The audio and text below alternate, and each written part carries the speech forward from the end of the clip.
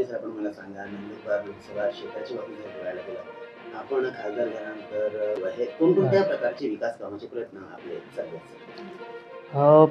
खरं तर मी नंदुरबार लोकसभा मतदारसंघातून निवडून आलो आहे. पहिल्यांदा उमेदवारी केली आणि काँग्रेसच्या तिकीटवरती राहुलजींचे आदेशप्रमाणे आणि त्यांच्या आशीर्वादामुळे मी निवडून आलो आहे. निश्चितपणे नंदुरबार लोकसभा मतदारसंघात अनेक प्रश्न आहे आणि मी प्रचाराच्या वेळेस प्रत्येक गावोगावी भेट देत होतो. लोकांकडून अनेक प्रश्न ऐकून घेत होतो, चर्चा करत होतो. त्यामध्ये प्रत्येक तालुक्यामध्ये तहसीलमधले वेगवेगळे प्रश्न आहेत. काही शेतकऱ्यांचे प्रश्न आहे, पाण्याचा खूप मोठा प्रश्न आहे.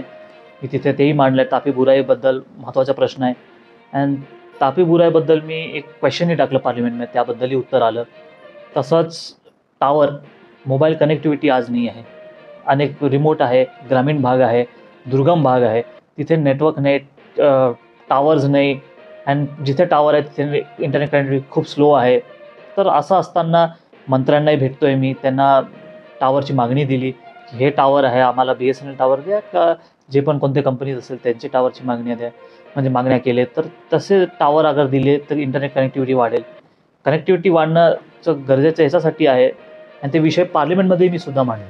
खूप मोठा प्रॉब्लेम आहे आणि मला संधी भेटली तर पार्लिमेंटमध्ये इतरही विषय काढेल मी. का जेव्हा देशाचे पंतप्रधान बोलतात की आम्ही रुरल इलेक्ट्रिफिकेशन, ग्रामीण एरियामध्ये आम्ही वीज पोचवली आहे, आम्ही इलेक्ट्रिसिटी पोचवली आहे.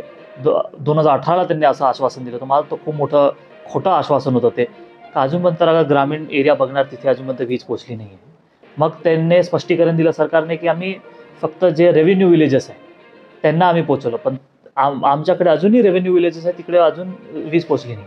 आणि त्याचं जवळपास सर्व विलेजपासून घेतलं तर ग्रामपंचायत प्रत्येक विलेजमध्ये असतात, त्यानंतर सुद्धा प्रत्येक विलेजचा पुरेपूर विकास न करणं. जसं तुम्ही सांगता की ग्रामीण क्षेत्रात अजूनपर्यंत विकास झाला नाही आहे आणि गावोगावी ते विकास पोचायला पाहिजे. जसं आपण जलजीवनचे एक एक्झाम्पल घेऊ.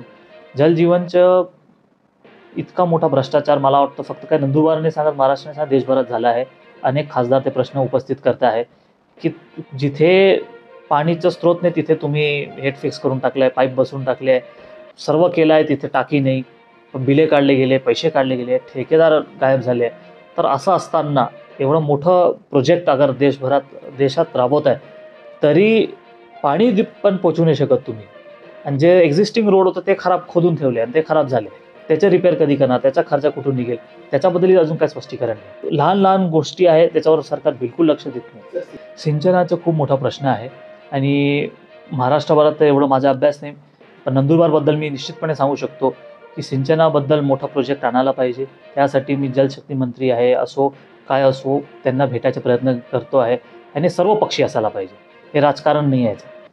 शेतकऱ्यांना जेव्हा पोचत नाही, पाणीच पोचत नाही आणि आता उन्हाळ्यात त्रास वाढणार आहे, तर मलाही वाटतं की सिंचनाचे काहीतरी इरिगेशन प्रोजेक्ट्स आणायला पाहिजे. आपल्या लोकसभा क्षेत्राच्या बाबतीत जर बोलायला गेलं तर रोजगारीचा पण मोठा प्रश्न आहे.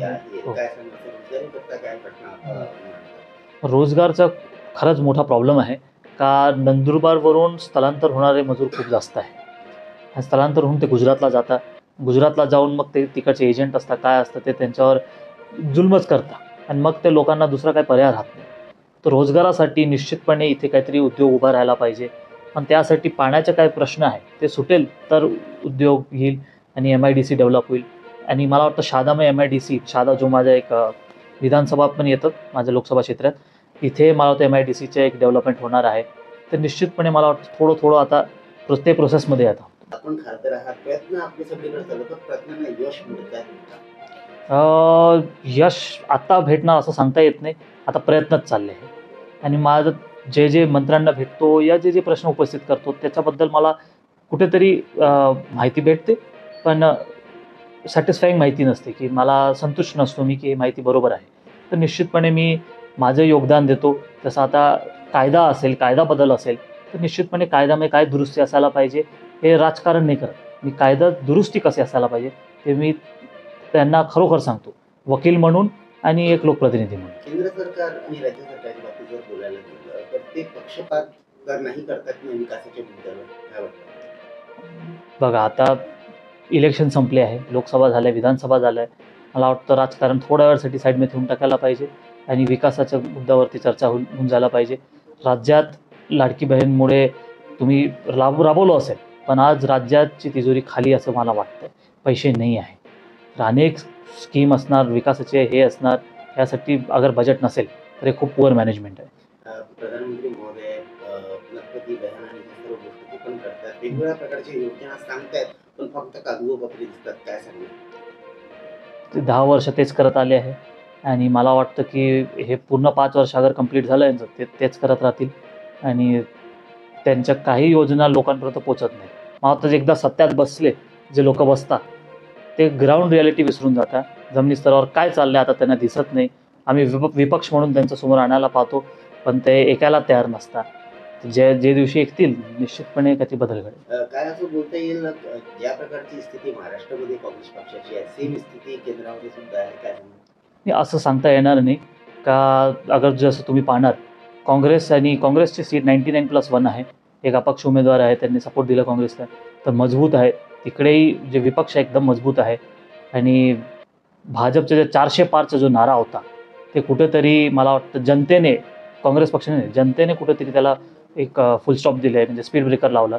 तर निश्चितपणे मला वाटतं की काँग्रेस राष्ट्रीय पक्ष आहे आणि ते विचारधाराची पक्ष आहे. नेमकं जी जनता बघत आहे आपल्या लोकसभा क्षेत्रातील देशातील, काय एक मेसेज असणार आहे? मी एवढंच सांगू इच्छितो की मी एक युवा खासदार आहे. युवा खासदार म्हणून मला वाटतं युवकांचं आता एक न्यू जनरेशन येणार आहे आणि त्या न्यू जनरेशनसाठी आपण काय करता येईल, रोजगार कसा भेटता येईल आणि महागाईत थोडंफार कसं आपण कंट्रोल करता येईल, हे सर्व आपण विचार करायला पाहिजे आणि भारताला एक नॅशनल लेवलला कसं डेव्हलप करता येईल ह्याच्याबद्दल विचार केला पाहिजे.